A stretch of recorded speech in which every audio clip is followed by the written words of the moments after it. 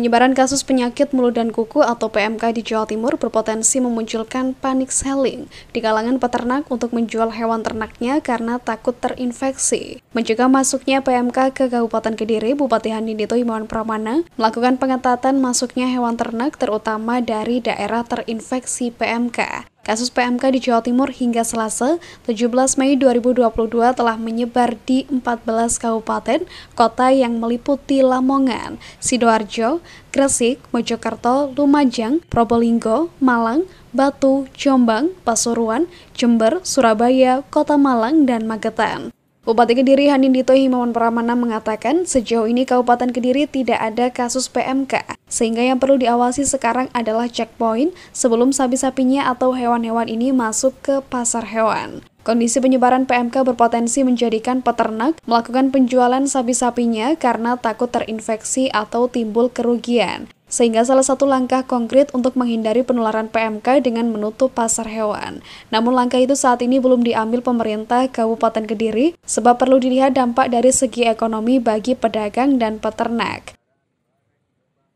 Jadi total tadi saya diskusi dengan Kepala Dinas DKPP, Ketahanan Pangan dan Peternakan. Sudah ada 14 kota dan kabupaten di Jawa Timur yang terinfeksi adanya kasus PMK, penyakit mulut dan kuku. Ini sejauh ini Kabupaten Kediri masih zero case atau tidak ada kasus. Memang yang perlu diawasi sekarang adalah checkpoint sebelum sapi-sapi ini atau hewan-hewan ini masuk ke pasar hewan. Tadi saya tanya dari dua pasar kabupaten yang ada itu berapa checkpointnya? Ada 8 checkpoint. Nah ini yang harus dicek sebelum masuk, itu harus dicek sapi yang masuk itu betul-betul memang sapi yang sehat. Kenapa kok belum menutup pasar hewannya? Sebenarnya salah satu langkah konkret untuk menghindari penularan dari PMK adalah menutup pasar hewan. Satu sisi harus dilihat dari nilai ekonomis yang didapatkan oleh para pedagang atau peternak sapi. Jadi kalau kita tutup sekarang, otomatis tidak ada pemasukan bagi teman-teman peternak kita. Tapi satu sisi kita juga harus waspada, maka untuk sementara waktu kita melakukan pengawasan ketat.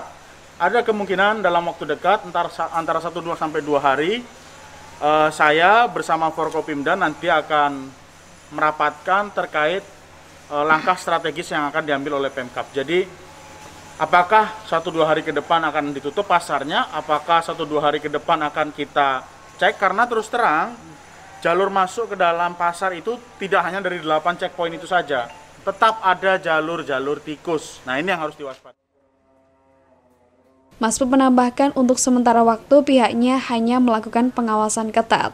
Pengetatan itu dilakukan mulai dari posko checkpoint yang ada di pintu-pintu masuk antar daerah perbatasan. Ada 8 pos checkpoint di Kabupaten Kediri yang menjadi titik pengawasan, yakni Ringinrejo, Keras, Tarokan, Purwoasri, Badas, Kunjang, Pare, dan Darmawulan, yang menjadi pintu masuk hewan ternak dari Malang. Mas Dito memastikan akan memberi sanksi tegas bagi pedagang terutama dari daerah terinfeksi PMK yang nekat masuk menjual sapi ke Kabupaten Kediri. Sanksi terberat yakni bisa dilakukan blacklist untuk tidak lagi diperbolehkan menjual sapi di Kabupaten Kediri.